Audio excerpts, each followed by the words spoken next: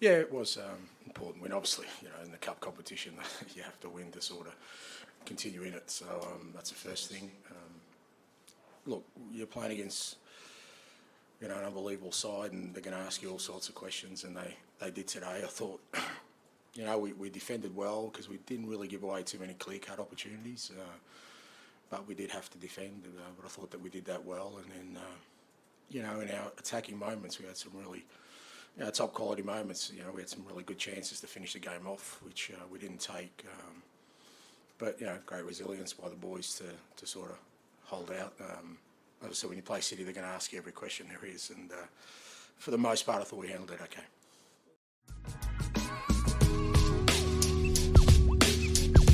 The reason that I'm here is because the club is seeking change. He said, well, whether you come or not, you're going to see a completely different Spurs team under me. My hope and my desire and what I'm going to try and do is give our supporters hope and belief that we're going to embark on something special. Welcome into the Tottenham Depot. I am your host, Andrew. This is episode 203. We have got a big cup victory to talk about for Tottenham Hotspur, and that is why we are recording a midweek episode, squeezing one more in before the end of October here on the Depot. We've got Todd alongside. He is at TC_Show. TC, what is up, my man? Any day, boys, any day that we can talk about knocking City out of a cup competition is a good fucking day. Holy cow. And we can talk about Timo Werner scoring a goal, like actually finding the back of the net one time. It's a good day. We're rejoicing. It is that. Scott is also alongside. He is at Scott G. Bird. Scott, what is up, my man?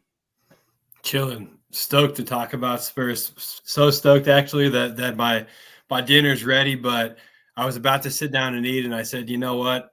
We have fucking microwaves for a reason. Tottenham just beat City in the cup, so I'm here to chat. It also helps that TC and I had about a 25 or 30 minute chop session before we started recording, and you were gonna skip out on tonight, and then you were like, "No, let me go jump in with the boys," and we appreciate that. I'm buzzing after this one, guys. I came home from work today, fired this one up, and I have to confess that coming into this match, I was not all that, not that I wasn't pumped to watch Spurs, because any day, as TC always tells us, that you get to watch Spurs is a good fucking day. But like the Carabao Cup for me is, I know for a lot of people it's a high priority. I'm a little more in the Pep Guardiola category, I guess you could say, when it comes to this competition. Not that I totally want Spurs to bin it off, but I knew this was going to be a rotated side, and I guess I'm trying not to. I'm trying to get into that place where I'm not going to let Spurs hurt me a little bit. And I was just like, hey man, whatever happens. This felt to me like a free hit, and the fact that Spurs were able to come out and look, we're going to break it down. We're going to go through some of the numbers, because I honestly, I looked at some of the numbers and they were a little puzzling to me. I thought Spurs played really, really well in this game, and also I want to get into the fact that they played such a different style at times because of changes in the lineup and things like that. There's a kind of a lot of meat on the bone from this, and that's honestly, like I said, why we decided to kind of jump on here and do a little midweek pod, because we're going to have a lot more to talk about on the weekend as well, and there's a lot of fallout from this match as well with injuries. Before we get into any of it, I do want to remind everybody that we are delighted to be partnered up with Digital Spurs. Digital Spurs artwork. Put your favorite apparel, t-shirts, hoodies. I'm rocking a Tottenham Depot hoodie, or excuse me, a Digital Spurs hoodie right here on the Tottenham Depot. We've got Richarlison being shown by Scott here. TC's got the Tottenham golf hat on. We love Digital Spurs. Keep an eye out later this year for a promotion we're going to be doing with those guys. Head to digitalspurs.com to find your new favorite merch and let them know we here at the Tottenham Depot sent you. Rotation, let's start there. The lineup for this one was obviously going to be a rotated lineup to some extent.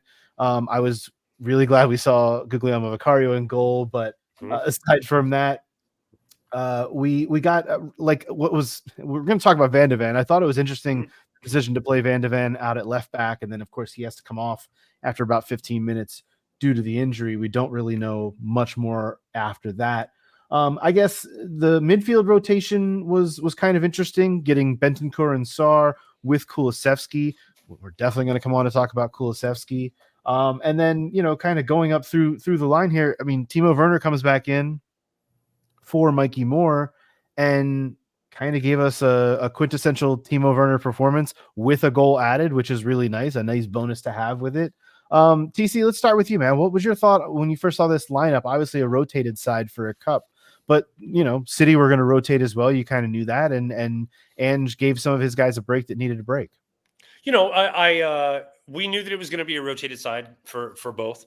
As you mentioned, I was surprised at Mickey at left back, but as Andrew turned me on to, or it may have been Caroline in the chat prior to this pod, Jed Spence's still out. I was curious why he wasn't in there. Apparently I missed the fact that he had a groin injury. So he's on the shelf, which is why Mickey's playing where he's playing. We're a little hard up there, and Pedro Porro needed a blow. Mickey gets out. We have issues. We understand where we're at. Udogie comes in and does Udogie things, which I'm happy about. I thought the other thing that was interesting was obviously Timo Werner over Archie. But this is kind of true to form for Ange, who said, you can't play a 17-year-old as much as you'd like to. And Archie didn't have the best game at Palace. So Mikey. Mikey, apologies. I'm talking about Archie right now because that is the one performance I want to come on to. Archie Gray at right back, I thought was outstanding. He's exactly what you want as a rotational right back. And is he going to start in the Premier League week in, week out at this stage? No. But this right back isn't even his best position. That's where I'm at. We're going to come on to Archie Gray as well because I don't know. Could he be a starting center back for the team out of necessity almost? Like that's kind of what I'm thinking or where I'm at. But Scotty, I want to get your take on this midfield specifically, but go wherever you want with the lineup, because the midfield to me was honestly so interesting because we've been seeing so much out of two different, I guess, more attacking. And this is no slight on Sarr, who obviously had a brilliant goal, which I want to talk about. But like we've been seeing Kulusevski and Madison play a lot more in tandem. Obviously, you're going to rotate, but it's also City, so the approach needs to be a little bit different. And Bentancur and Sarr, I thought, worked really well behind Kulusevski, who just ran shit. What was your take on this midfield specifically? Yeah, I mean, it was the midfield that I expected, the exact three. I think you have to play Sarr in this match against City. You're not going to have much of the ball. You're going to need someone that's willing to bust up play. I'm okay with Madison and Kulusevski together, but I'm not okay when they're with Basuma. I don't think Basuma's great as a solo defensive midfielder. I think he requires a little bit of support. With Bentancur, I'm okay with it, but either way, Sarr had to start against City. He did. Bentancur starts, obviously, because they're just essentially rotating matches at the 6th position, which I think is the right move.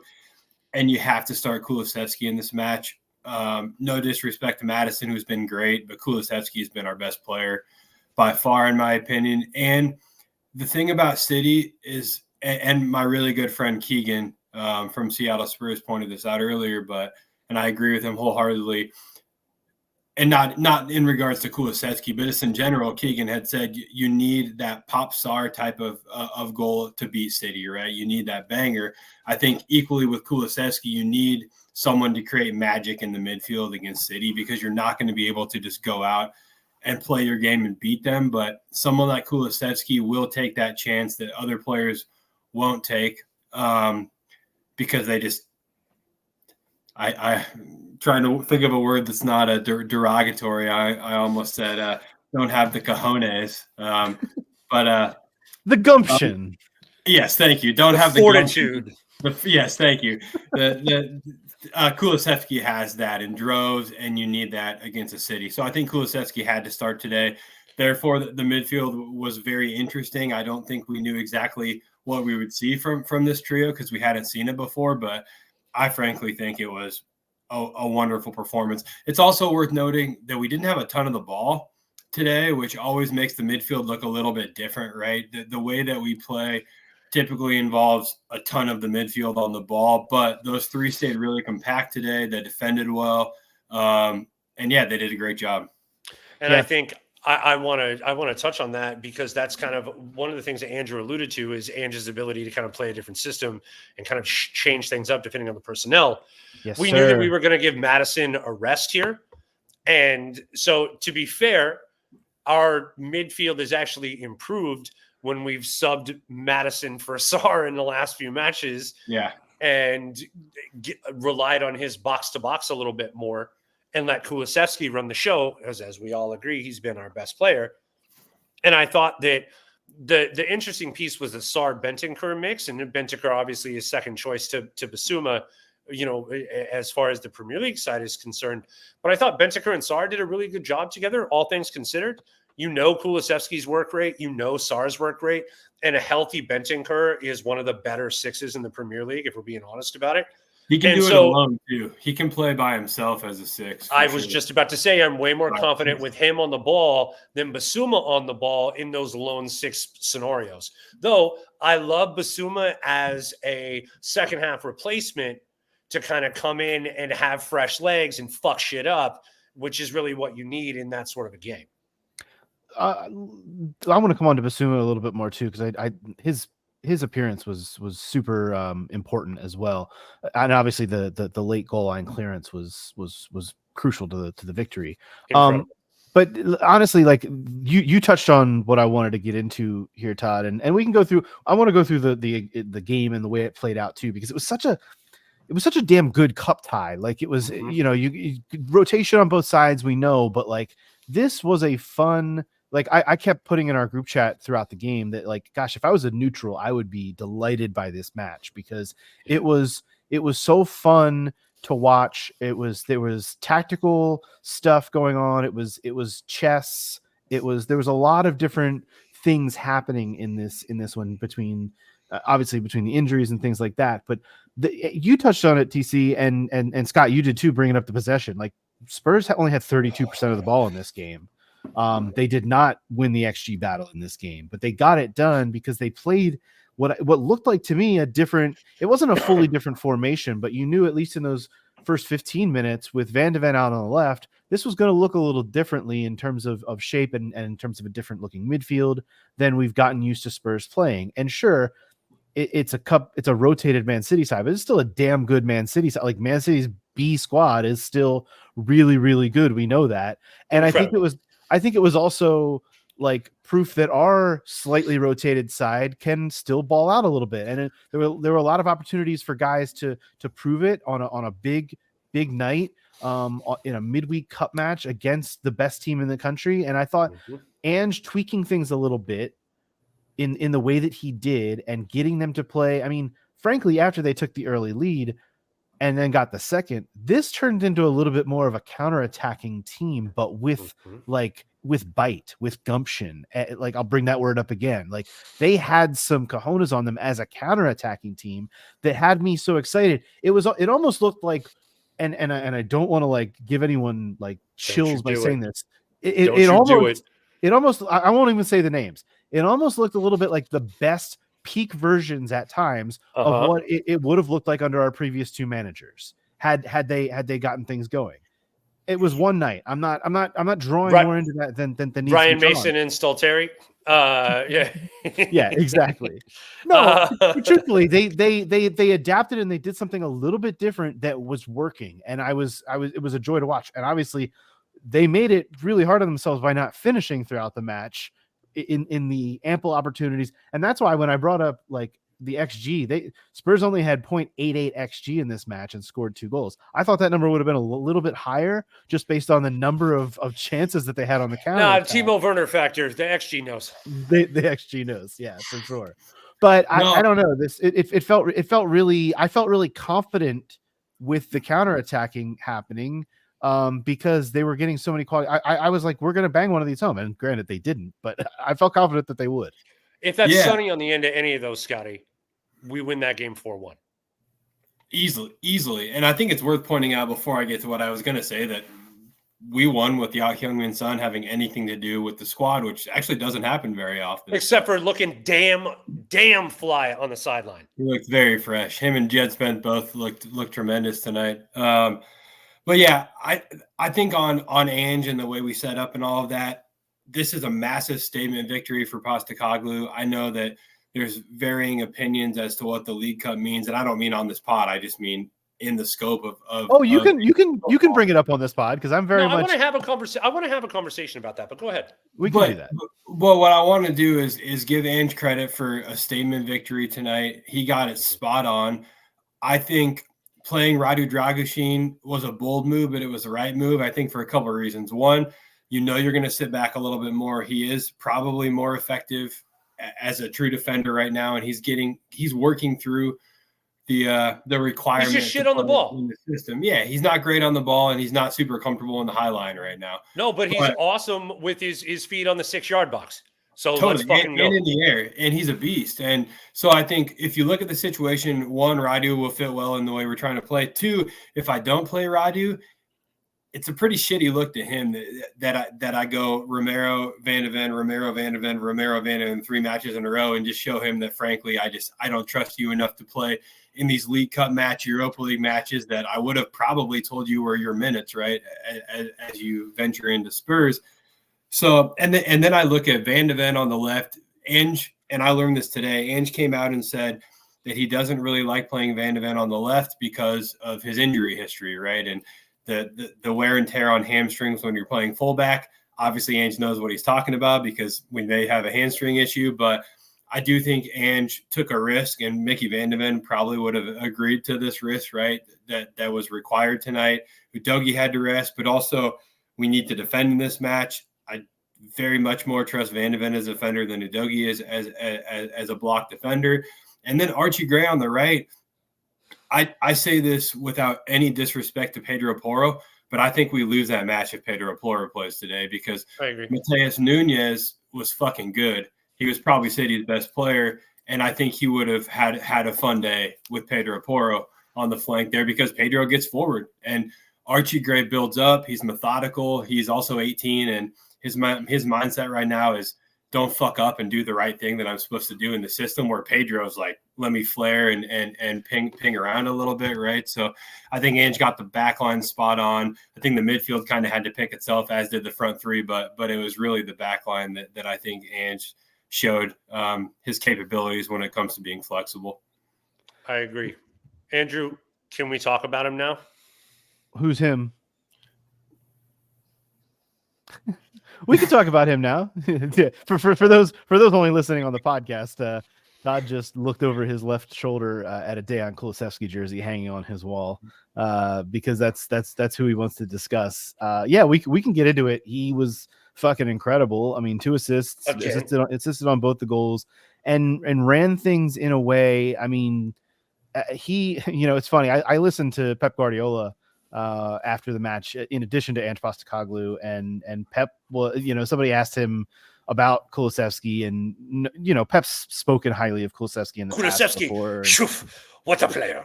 What a player! And he was very complimentary once again. But it was just like, it was funny because somebody asked him if he compares to Kevin De Bruyne, and Pep blew that right the hell off. He was like, no one is KDB in his prime. Like, he was very clear that like that's a pretty ridiculous comparison. And I agree to with Pep, but they're totally different players. Kulusevski is, I don't think they have the exact same body structure and frame. Kulusevski seems so flexible in some of the ways that he tries to fight guys off and battle, and the passes he finds sometimes I'm baffled by. He's been incredible in this role, and I still love the fact that he has the flexibility to go out wide if you need him to, but there's no moving him from this spot right now.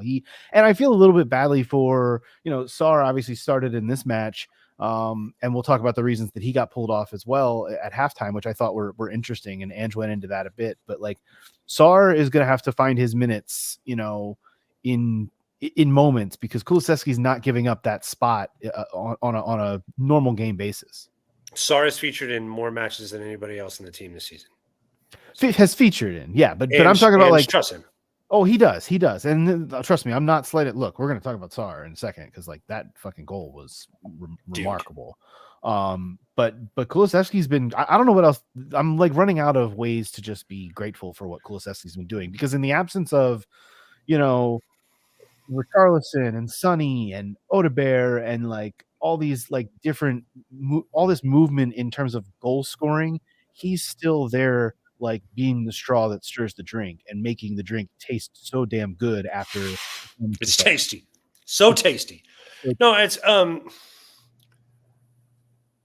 the thing about this version of Decky is that it's not even his final form. And that's the thing that I'm really excited about, is that like this is a player who's still evolving. And everybody wanted to talk about the rotated side for Man City and how young they were. The average age of that team was 26. The average age of the team that Spurs put out there was 23. So it's like when you look at that and you look at a guy like Kulusevski, who is, one of the elder statesmen on a team of average of 23 at this stage of the game. And he's a young man in his own right. This is a guy that just became a father, and it said that it has energized him and given him purpose in a way that he never knew before. And it's showing up on the field. And so what I'm saying is if this version of Kulusevski continues to improve, this is 7 goals and assists in 6 matches against Man City in his Spurs career, by the way. This is a guy that's won at every level, has won everywhere he's gone, has been a critical piece of every team he's ever been a part of, saw himself as a central midfielder even when he was hanging out on the God-blessed right wing and fighting for minutes with Federico Chiesa in fucking Turin. Like, Dejan Kulusevski knows who he is. He's one of the most poised players for his age that I've ever seen. Despite the fact he's a fairly unfortunate looking gentleman, if we're just saying things as they are, he has such a head on his shoulders, which is incredible. Damn, that was a complete shot fired from nowhere. But okay. No, I agree with everything you're saying, Todd. Let me asterisk that. Other than that, he's an unfortunate looking gentleman, right? I said he's a gentleman.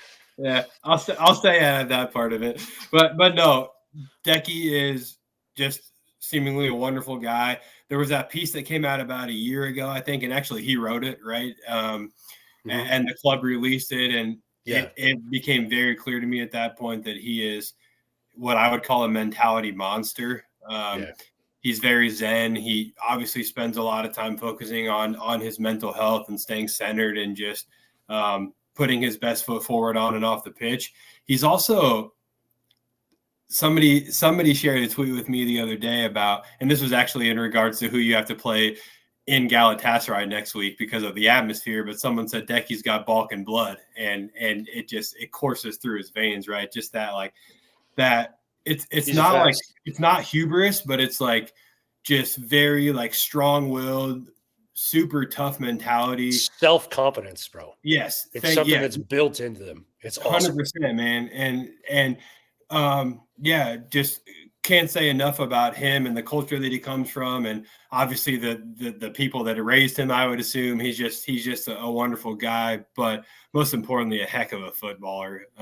He is showing to be one of, and I said it, I think last week on the show, if you look across the league at individual impact to the overall goal of the team, I don't know if there's a more impactful player in the league than Dejan Kulusevski right now. Well, you just said the word that I want to ask about, boys, and that's goal. Is how do we get more of them from him? And I think that's the difference between him and a KDB. Is you can put KDB over a ball and know that he's going to find the back of the net. And Decky can be lethal, but it's not consistent. How do we get more of that? Well, I think as long as he's contributing to them. I mean, he contributed to both today. That's enough for me personally. Because you're going to get the occasional one, and you're also going to get them from, when Madison's in there with him, he'll score them. We've seen a great scoring run from guys like Brennan Johnson this season. Solanke's goals I think will come, but he's also doing enough for me right now. Sure. As well, and Richarlison's another one that like you'd like to see get go. Like there's a lot of guys that could get going, but I can't. I don't know. I have trouble asking for more from Kulusevski right now just because of what he's doing. No, and please don't misunderstand my point. Like obviously, I'm the one who likes to bring up in the chat that if he's not getting the assist, he's likely getting the hockey assist on the majority of goals that we score. Like he is absolutely critical to what we do. But he has aspirations to be one of the best midfielders in the world, if not one of the best players in the world. Out of his own mouth, he said these things. And I would say that the difference between where he is now and him reaching that level is the difference between where Frank Lampard was before he started scoring goals in his career. And it's, you can be one of the best midfielders on the pitch, but if you're not finding the back of the net, ultimately you're not going to be viewed in that light. And so I'm just curious, Dejan, especially as a left footer, has the ability to do that. I'm just curious, where in the Ange system is there space for him to get clear looks at the goal?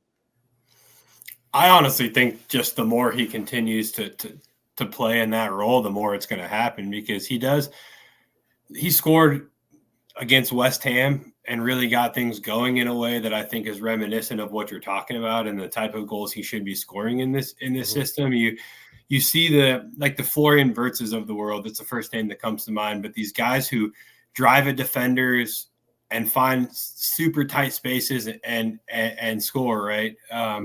We haven't had that really ever. Maybe Eriksen at times, but I don't really think that was always his game, right? But Kulusevski. You should look again, my guy. That was definitely his game. I mean, probably, right? But I don't know. I always think of I always think of Eriksen as more as finding that critical pass in that moment rather than taking a hit. But as I'm actually, like, literally in real time as I'm saying this, I'm starting to see all the goals. So sure, so we haven't seen the sense Eriksen is what we'll say, right? But it's who we were hoping James Maddison would be, right? It's the goals that we were hoping we would see from James Maddison. And I think Kulusevski has him in his game. It's just a matter of being the guy to take those shots. And I think in Maddison's absence, we would see more of Kulusevski doing that. But I think to your very point, I see, and I think Andrew's point as well, I see Kulusevski in this role more as the facilitator, which he loves because he's a giant fucking point guard, as opposed to, the finisher. And I'm just curious if there's room in an Ange system for both. Yeah, I certainly think there's room, and you'll see, I don't think he's going to be a hat trick guy though. He's going to want to. He'd much rather assist on 2 or 3 of them and score 1 than score all 3. Like you said it best. He's a facilitator, and there's nothing wrong with that. He did facilitate 2 of them today. The first one was just 5 minutes into Timo Werner. Let's kind of go through these games, because the Timo Werner goal was like I jokingly sent it into our group chat after it happened. Happy learned how to putt. Like, I was ready for Timo Werner to start ripping them home. Now he just needed 1, and then the rest of the match obviously did not go as well for no. He promptly got called off his sides and then proceeded to revert to Timo Werner for the rest of the match. Timo Werner. Oh my god, how have I not heard that before? That's so perfect. That's got to be expressions. It may be. Gosh, that definitely hits. But shouts and expressions great. Oozing. If you don't know, check it out. Yeah, no doubt. The hit from Werner was great, and it's his first goal of the season. And all right, you're gonna get one of these every 20 to 25 chances he takes, I guess. Whatever the number is. It's the classic thing we've talked about, Andrew, is that he didn't have to think. And for the rest of the match, he kept having chances where he had a moment on the ball and he would shit the bed. And that's really, that's where we're at. I don't and when you have the yips, that's 100% where you're at. And Timo Werner most assuredly right now has the yips. You guys got to stop saying that word in front of a golfer. That's not nice. I'm sorry. He's going through a dry spell. Thank you. That's much better said. Careful with the Y word. Honestly, though, Timo will get it figured out, and I keep saying this, and at some point we have to stop saying it, right? But the one thing that I'll keep harping on over and over is that he finds space like no one else does, and no one else is even remotely capable of finding on this team. Not even Son. Son is starting to, but Timo, 6-7 times a game, he just gets clear behind the line. And again, the fact that he hasn't scored more goals is a massive problem, following up what I just said. But it does tell me football IQ. The one thing he's expected to do in the system he does in droves, he's just not finishing, right? So if he can get it figured out, if we can clear the word that shall no longer be named in front of Andrew, he does have a chance of making a real impact. If you look at his time at Leipzig, I know at least once he bagged over 20 goals in the Bundesliga, right? I can't talk about that. I can't talk about that. Player. It's a different player, different league. Yeah, it was a lifetime ago. And the only reason why I say that is because I can still see him at the new stadium wheeling away after they put up like 6 or 7 or 4 or however fucking many on it. And he buried one and ran over to the corner and gave me that smug little German look. And like, I want more of that, except for the fact that you forgot how to fucking putt, Happy. So I need you to understand that I had very mixed feelings when he pulled up with a very apparent, very painful looking groin injury. And I'm sorry, and I hope that he has a speedy recovery, and that he gets back on track in right about 6 weeks so we can sell his ass on or send him back to Germany. I mean, so that he can get back to being his best, most productive self. So Ange did say in the post game that it was, quote, more fatigue than anything else with Werner, that it was not like didn't seem to be anything serious. We'll see in the coming days how true that is, but obviously, like, I don't want him shipping off right now because this team is obviously strapped. We learned this week Wilson Odebear had a little bit of a setback and is going to miss more time than expected. Sonny is still working his way back, was not available for this match. They're hopeful for the weekend, but like this team needs bodies right now. And if he's going to be a body, I'm fine with him being a body. They need that. But the next kind of big event in this match was an actual, like, what looks like a pretty serious injury, or potentially serious injury, and that was to Mickey Van de Ven. 14th minute, he ends up getting subbed off, and Udogie is forced into action, which is fine. He's, it's not like he was playing out of position. He was just basically going in as the first choice left back, which he is. But the Van de Ven injury is a hamstring. We didn't really get an update in the post match from Ange, because how could you know? They've, I'm sure, got to do some testing. He said, quote, "We'll see how he is," but this would kind of like change the complexion a little bit, I think, going forward, because you've got the likes of Dragoshin, you've got the likes of Ben Davis, who saw time in this match, which is another kind of interesting sub that I think we should discuss. And then Romero, who also came off in this match because he was, quote, tired. And Ange said he thought about a change at halftime for Romero, but there was, he did want to get him off when he did. He said there was no point in taking the risk in pushing him any further. So like the injuries, the rotation, the multitude of games is starting to kind of, it feels like, I mean, you could have gone back maybe 10 days ago, maybe even just a week ago, and thought, man, this team's really starting to get healthy. Maybe something good could start coming from it. And then this Van de Ven injury does change a few things. Scott, I don't know what else there is to say other than this sucks and we'll see. But like, do you have any bigger concerns about this squad, at least before it gets to January and can maybe make something happen in the window? I want to say that I do, but I really don't have any concerns. And I think for a few reasons. One, I'll say, I think he tweaked his hamstring. I don't think that he had as significant of a hamstring injury as he did last year that kept him out for way too long. It does look like it's significant, but I'm thinking like 3 weeks, maybe 4. But I look at Ben Davies, who I thought has been sound in his last 2 appearances, and that would be last week in the Europa League, and then today for the minutes that he played. I think Radu Dragoshin needs to keep getting minutes. But most importantly, the reason why I'm a little less concerned than I would normally be, I think, is I am growing increasingly less interested in what happens in the league. I'm so fucking on board with that. Yeah. Guys, oh my gosh, we're going to all fight about this because I could not disagree more. I'll tell you what, I look at it like Keep this. going, Scott. If I'm the manager, I tell the boys, the league is designated for growth into the system, right? I need to see improvement every single week in the way that we're trying to play. Cup matches, we win. I'm there for a result. The league is for improvement and growth. Improvement and growth in the league means probably finishing between like 5th and 10th, which is just where we are right now, frankly, sitting in 8th place pretty firmly. We're not catching 4 through 1. It's straight up just not happening. And let's call it what it is, right? but we do have really good chances to win the League Cup now that we're through today. And the Europa League, we've already talked about in droves. It's ours to lose, right? And again, you don't just say it and win it, but we really should be invested heavily in winning those competitions. So I'm fine with seeing a fairly rotated side against Villa, with a big eye on next week. If we go down to Turkey and get a result, things start to look really good in the Europa League for us. And because of that, I think that we can lean on the depth in Davies and Dragoshin a little bit more than if we were competing for something in the Premier League right now, which frankly we're just not. Yeah, I want to hear where you're coming from, Andrew, and but I have to just quickly add on to what Scott said. This is a project.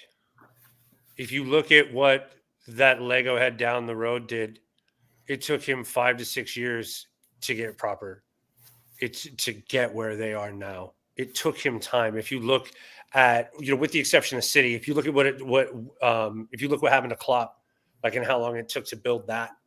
If you look at the true powerhouses that the league has seen in its new form, which this is not the same league as it was 10 years ago. Like, it's built from a system where you have people that buy in and plug and play players that do certain things, and you're able to kind of move things around the way that you need to in order to address a certain opponent, but you're able to do it from a cohesive unit position, as opposed to what we've seen a long time, which is trying to figure out how to make these people work together. And like, when you see that cohesive unit, it doesn't happen overnight. It's built over time. And in order to do that, you have to make certain priorities known when you're in 4 competitions, right? And when you're competing twice a week. And so I think what you look at is, if you're Ange, is I win things in my second year. Well, if I win things in my second year, that means that my priority is going to be on winning things. And we're not winning the Premier League. Now, I want to win every match that we play, don't get me wrong, and so does Ange, but we're not winning the Premier League this season. That's very clear for everyone to see right now. And that's fine. I want to take the pressure off of us to even try to compete in that arena and just focus on the things that I know that we have a better chance of winning, while rotating sides along the way. Now, we still need to win the games that we need to win. I'm not saying bin off the league. I'm simply saying that if I have to prioritize my team for a Sunday that's busted up after this match against City that we just went through, for a match against Aston Villa on Sunday, or give a little bit of a rotated side on that match and prioritize the match in Galatasaray so that I can get those necessary points to move that much closer to automatic qualification in the Europa League, I'm going to do the latter, Andrew. And I think those are the types of decisions Ange has the ability to make throughout this campaign. So I agree with a lot of what you guys are both bringing to the table here. I don't know that I can accept the pressure that comes with a cup competition and needing that in order to feel like the project is moving forward. If you end up finishing, let's say, in 8th or 9th place in the Premier League, well, what if out it's of 5th or 6th? well out of it. Well, then it's a different conversation, because then you're in competition for Europe. But if you're going to finish, okay, but here's my point: you win the Carabao Cup. Number one, you've won something. That's awesome. That's what everyone wants. You want to win something, and you qualify for the Conference League, at least, like the qualifying stage of that. You win the Europa League, obviously you're going to get into the Champions League, which is that would be obviously great. Super influx of money. See what Ange can do with that. Build on it going forward. You finish in 8th or 9th place, and you fail to do either of those two things, and then you're going back to having no Europe next season and no place to really flourish and grow this squad in the way that I think we're trying to do. We're trying to build it up as a big club, and have this guy Ange come in and grow it organically, which I think he's doing. And I agree with the project stuff and all of that. Like, we've talked about that on the podcast a lot over the last year and a half. But I think there comes a certain amount of pressure with, well, you got to do one of those two things. So I think having the safety net of league position is still extremely high on my list of priorities. This guy finished 5th last season with a team that I don't think is quite as good as this team is capable of being. Well, because it's got different parts that are more of his parts this year. I don't disagree with any of that, but I don't think that we're talking about the same thing. Like you're talking about, oh no, well, what if it's 8th or 9th and we're taking steps backward in the project? And it doesn't matter whether you have a league comp if you finish 9th, because then you're out of Europe and I'm not saying that. This isn't 1998, right? That's not the talking that we're talking about, right? What we're talking about right now is a team that is legitimately a 5th or 6th place team in this league. And if they play true to form for the rest of the year, that's about where they're going to finish, which I think was Scotty and I are saying. But if I have to make that extra push to get to 4th, or I have to prioritize a League Cup fucking final, and this isn't hyperbole, we've been in this fucking position before, Daniel Levy. I'm prioritizing a League Cup fucking final, especially now that the team that we've lost our 2 domestic finals to is out of the competition. I also think it's worth pointing out that, let's say hypothetically, we didn't go and take 25 of the first available 30 points last season. We went 8-1-1 to start Ange's first year. Fucking insane. Total anomaly. I think we just caught the league off guard with just an unhinged system, right? Is what happened. I think without that, we probably finished 8th or 9th, and we're looking at 6th or 7th as growth. The way that we set up today against City, if this was a Premier League match, would not have happened. I guarantee you we would have gone out against City and played our game and probably held about 50% of the ball and probably lost 3-1. But Ange went out and said, scrap the growth, scrap the progress. Today's about winning and getting a result. This is how we do that, right? And I like that.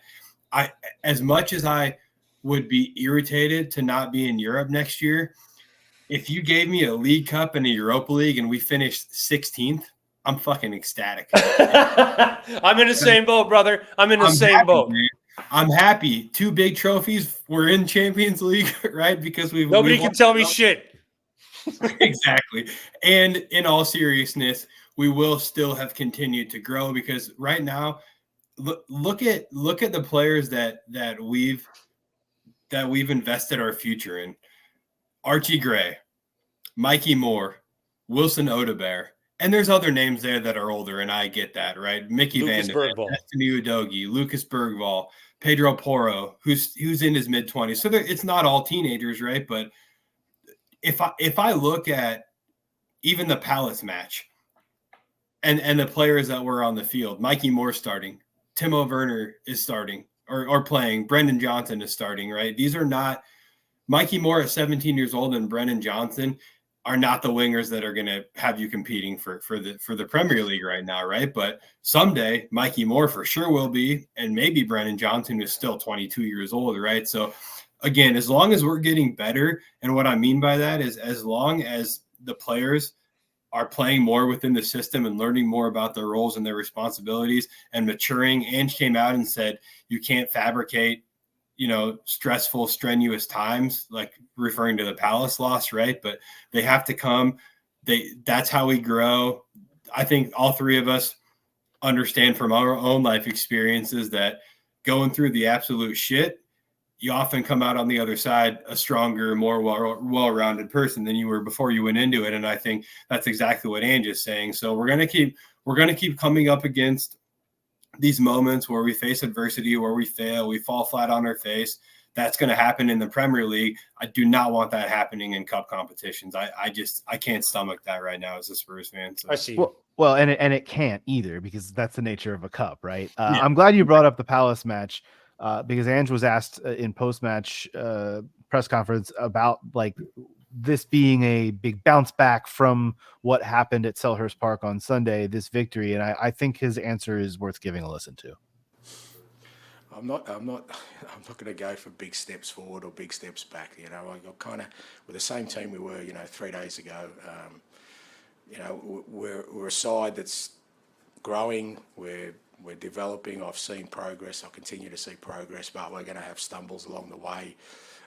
And the same way we kind of, don't lose our nerve after having a poor one on the weekend. Tonight doesn't mean that we need to change our approach. We're just going to keep working at what we've been doing and keep believing in sort of the process of what we're trying to build. And the key thing for tonight for us was obviously the victory, because in a cup competition, ultimately that's the main thing. You've got to win to keep going, and we got that. And the fact that it was against a formidable opponent, is great for the whole group. I think a lot of what we were just discussing, falls right into that category. I do want to jump back into kind of a little bit more of discussion about the game specifically, because we didn't really talk about Sarr's goal that much. I did not appreciate this until like the third or fourth replay, how much bend he put on that ball. Because once they showed the overhead behind the goal view, you see, like, I was ready to kind of sort of give Ortega a little bit of shit for letting that one by him until I saw that view. That thing was not being stopped. Like, that was an incredible hit. I thought he missed, honestly, at first. I did too. Second to register that it was in the back of the net. Well, and obviously without like the 6 feet or 7 feet of bend that he put on it, like, it was so bendy. There was no chance that Ortega was getting to that thing. It was put right exactly where it needed to be put, and I was like just so blown away by that goal. Sarr, and I didn't like, I mentioned Sarr earlier, like in the context of he's not as offensive of a player as James Madison, which I think still holds true, but he has these moments sometimes where he looks like not like one of those box to boxy guys in that role that he's playing. He's way more attacking than I think people realize, and he can catch. Obviously, he caught a goalkeeper off guard with this hit. Like, he can catch you off guard with the way that he can put his foot around a ball, and I was more than grateful for it, especially in the aftermath of this. Was only about 10 minutes after Van de Ven had been taken off, and like the roller coaster ride that we were on as Spurs fans was like, okay, we scored the early goal, but then we get an injury, but then we score a second goal, and from there I was just like, oh my goodness, what is about to happen in this match next? It's part of what I was talking about earlier with it being just such an incredible cup tie for the neutral, but this was a great goal from him, and should give him a lot of confidence as well. TC, he's only 22 as well, Scotty. Yeah, and there's a good chance that he becomes more offensive as he gets older. He's already, dude, he is such a star in the making. Dude, I was just going to ask you guys, is it crazy for me to think that he reminds me of a little Yaya Toure, of a younger Yaya Toure? And especially with his goal today. But Sarr's good for ripping one. He does it about once a game. It often gets blocked, right? But he's looking for shots. I know it's a crazy thing to say because Yaya Toure is like top 5 midfielders of all time, in my opinion. But the Yaya I think of is like 26, 27, 28 years old. And like you just said, Sarr's 22. So I think there's a very exciting ceiling. I think he's a similar profile. Not trying to put any pressure on him. And of course, you listen to the Depot. So Sarr, I'm not saying you have to become Yaya Toure, but I see similarities, and I'm super stoked for him. I also think, and sorry if I'm jumping ahead, Andrew, but I really want to talk about Solanke too, because he's a striker who has no goal contributions today, but the dude ran his fucking socks off. Is the effort that dude puts in is insane. I think he's the hardest working player on the team. Decky's close, but at full time, Solanke collapsed and just sat there for minutes. He just didn't have an ounce of energy left. And I think that without him, we're not as likely to keep City as quiet as we were able to today. His press is insane, but Solanke has just been just a fantastic signing. And it's clear that the club put a lot of data and analytics into going after a striker, and they got it bang on with Solanke. I couldn't be happier about him. What's interesting, Andrew, is that every team, especially every great team, has that kind of lunch pail guy, for lack of a better idiom, at this moment. But you don't often think of the lunch pail guy being your striker, right? Mm-hmm. And if you think about it, your lunch pail guys are usually a center back or right, maybe a defensive midfielder just gets stuck in, right?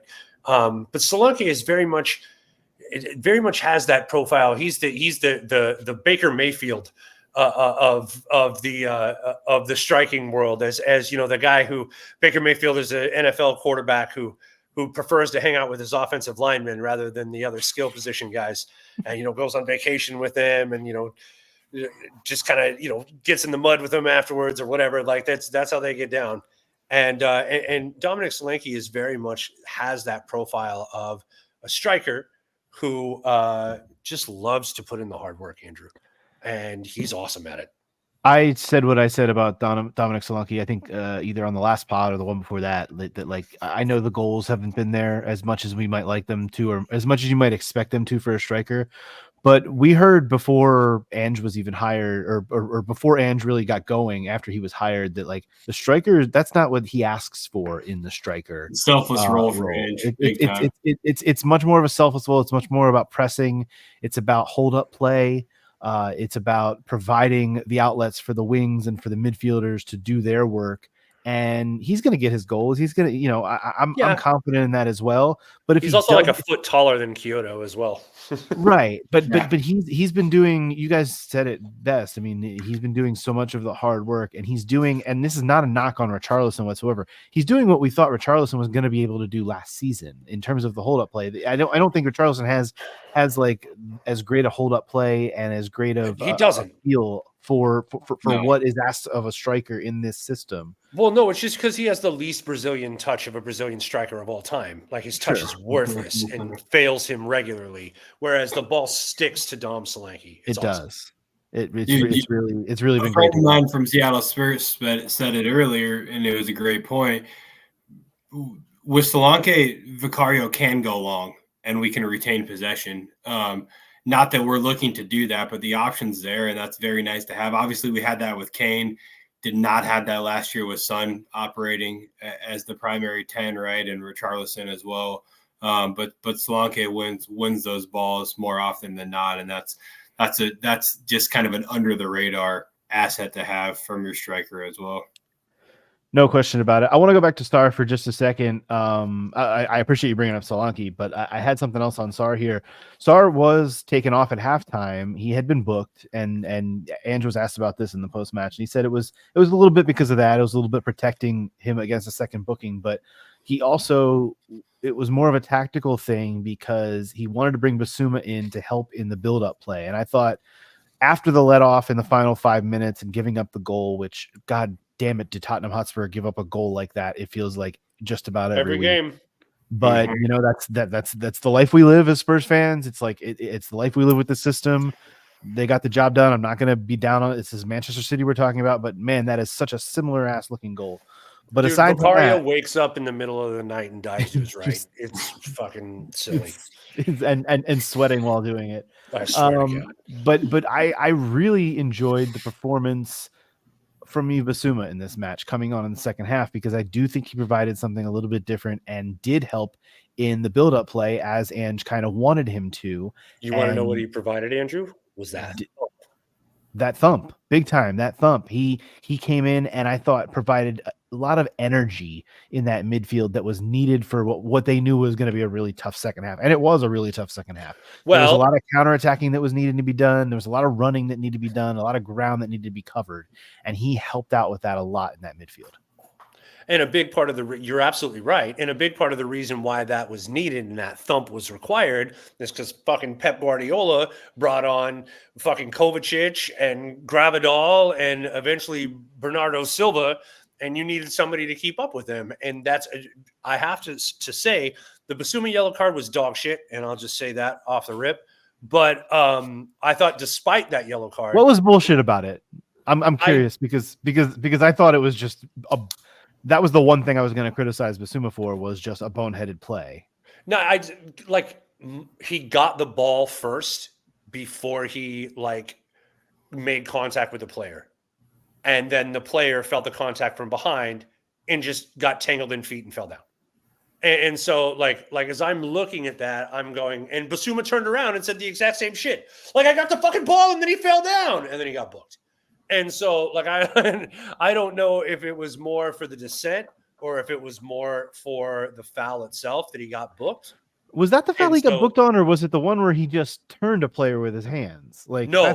The one he got booked on was he was running up on a player from behind, and got the ball with his foot, and the player got tripped over the ball in his feet and fell down, and the referee had a shit angle on it, didn't see that he got the ball, called the tangle of feet. Basuma turned around and got mad and was like, what the fuck? And then caught the yellow.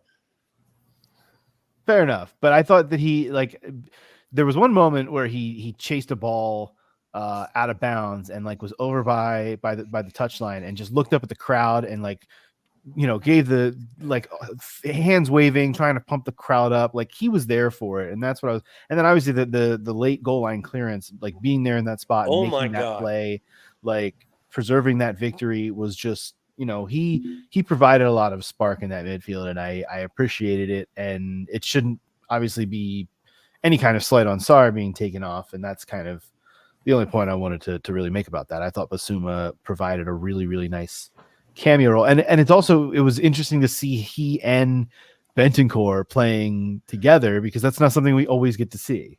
Well, the issue, Scotty, is that in the past, we've seen Bentancur and Basuma with fucking Madison, and not Bentancur and Basuma with Kulusevski. And it's an entirely different scenario when you got my crazy Swedish ginger running the show, and that man was doing work. Well said, man. I completely agree with you. I also think as much as it was tactical, I look at Sarr as somebody who's going to have to feature in a string of matches going forward for us to continue to get what we want out of the squad. I think I look at Palace and the Kulusevski Madison of it all. I was not in favor of necessarily. And again, I talked a little bit about Bentancur versus Basuma and how they maybe do differentiate when it comes to being behind Madison and Kulusevski together. But I think Sarr is playing back into the form that we saw last year when he was undroppable. I really do think. And so if I'm Ange, I'm looking at Udogie and his continuous 45 minutes, and then you're pulled because I need you to continue to be ready to go. I think probably some of that with Sarr too, but I would fully expect Sarr to start against Villa on Sunday for sure. Is it Sunday? Sunday. Thank goodness, which is actually pretty nice, right? Yeah. Like a Wednesday to Sunday as opposed to a Thursday to Sunday. That extra day off is nice. Oh yeah, for sure. And everybody gets that that benefit of having to turn right back around and play at a Europa League game next week. I was looking ahead to the schedule, and obviously the draw has already been made for the next round of the Carabao Cup. I don't even know that I mentioned Spurs will host Manchester United in the next round of the League Cup. At home, yeah, and that will come up in mid-December. So December 17th. I think it's about a week before Christmas here or there. So a little bit of a let off now for the League Cup. We go back into Europa League Cup or Europa League play for starting next week. But yeah, it's not getting any lighter. The fixtures are going to keep coming at us all the way through the season. That's why I'm a little bit. I'm not pessimistic. I don't want to be accused of that. But this squad depth is going to be tested, and I think it's going to be an interesting challenge for the players that are healthy and for Ange to piece it together, whether it be and it's kind of on all elements of the team other than, luckily, knock on wood, goalkeeper right now. That's the only spot where there is health. I mean, everywhere has got a little bit of nick here and there, but luckily there's some versatility in the squad that hopefully can cover things at least until some business can perhaps be done in January. Although knowing Spurs, we know it's going to be like the whole month of January, and it won't really be until February until reinforcements are brought in, right? Isn't that they'll come back and there'll be new signings and we won't need to actually. Yeah, well, Wilson Odegaard will hopefully be back by January. It'll be like a new signing, right? Yeah. Do we want to touch, Andrew, at all on the news that came out that was reported by Paul O'Keefe today about the fact that we could have had both Conor Gallagher and Eze over the summer, and Pedro Neto, but we didn't want to pay the wages? Now, I know that's a very Spurs topic, but what that says to me very much is they were trying to keep wage bill low so that they could keep the team valuation high, because what's her name's trying to pick up like a large portion of it, which is a very business savvy thing to do. However, there's the other side of that coin, which is fucking Daniel Levy just spend the money on the fucking players we actually need. And so I'm just trying to have a civilized discussion about what side of that argument you gentlemen fall on. I'll be honest, I would prefer that Paul O'Keefe doesn't release this story. I think there's a lot going on, and I know he has to. I'm not faulting Paul O'Keefe, right? But just saying in theory, I think would be better for not having this news in front of us today. I think things had maybe started to calm down a little bit amongst Spurs, maybe Spurs Twitter more than Spurs fandom. But the biggest thing for me with wages and why I don't necessarily get too much into this coming out today is guys coming in on inflated wages. Like I would assume Conor Gallagher and Eze were asking for wages that we deemed were not only too high for our books, but maybe just too high for the type of play that we would expect from them. I mean, Eze's looked good at Palace, right? But he's been at Palace, and you're never quite sure how somebody makes the jump to competing at a higher level. And again, I say that as Palace just beat us, right? But I hope we can look at the bigger picture here. And then Gallagher, I'm not even sure he would have ever come to Spurs to begin with, right? He's captained Chelsea before, so. But most importantly, if they come in on inflated wages, my point here is it can create a domino effect. Who starts asking for higher wages? Who on the team finds out that Eze is coming in and earning more than them? And again, there's just some of a domino effect too. So yes, it would be wonderful to have signed these guys. And yes, it's really easy to say there's something going on with a potential takeover and we need to keep things at a certain place. And there's probably something to that, but ultimately this could also very well just be what happens around Tottenham, which is some minuscule piece of news breaks and it spreads like wildfire. Sure. And I want to take this opportunity to say that is an uncorroborated story. So if we slander Paul O'Keefe, it is unintentional. Sure. This could have been some Twitter fodder that was seen, but it very much sounds like a topic of conversation that is usually had around a Spurs fan's water cooler. So, I mean, look, we're about a 2 months out from like that window being open, though, and I do think that it's time to start talking about what this team's going to have to do to get it over the finish line, and not only get over the finish line, but like continue to build in. And I mean, it's going to be a big transfer window. This is going to be his fourth window in charge, and like who are they going to continue to bring in? Tottenham have had some pretty decent signings in January windows over the years. I mean, hell, we just spent a good amount of time praising one of them who's heavily featured over Todd's left shoulder there. Like that, like it is not a, everyone bemoans the January window as like you can't always get what you want, but like Spurs have had some Lucas Moura was a January signing and contributed pretty well. Like they can find some pieces. Like I'm not opposed to any of that, but I'm going to be interested to see what they do end up doing based on what their needs are, because this team does have thinness in spots that is going to need some cover, I think. I don't disagree with you, and I know that Scotty is on the same page, but I also think that it's important that you don't spend money that ends up blocking players' development, right? So, like, as much as you would appreciate another attacking midfielder, like, how are you going to do that when you've got guys like Lucas Bergvall and Archie and Mikey Moore that you need to make sure get minutes to include in to make sure that you're meeting contract obligations, to make sure that you're making good on your investment, to make sure that you're continuing to grow your investment and they're getting showcased. So whether or not they make it, they can be sold on for, profit. And so, like, if you're looking at that, you're going, okay, what does Spurs normally do in a January window, Andrew, is they find value. Daniel does a really good job of finding value. And so I expect something similar. I expect there to be value in, and we're going to learn about the deal. And it's going to be some Daniel Levy gangster shit, because this is what they do. They have really good guys now in Johan Lang and shout out to Paratici, if you will, for being the godfather of the transformation of the Tottenham transfer windows. But I think that there's an opportunity here, Andrew. I just don't know. I don't know if it's going to be what we need or if it's going to be the best value we can get. And those two things are not the same.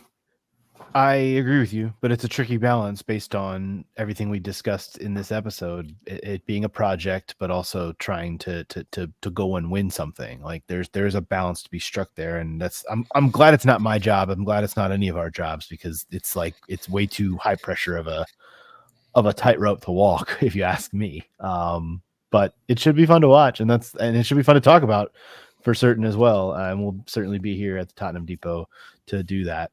That is going to do it for this episode of the Tottenham Depot, a bonus hour plus that we've given you, just free of charge. God, we are just we're just in the giving spirit here at the Tottenham And Venmo me if you'd like.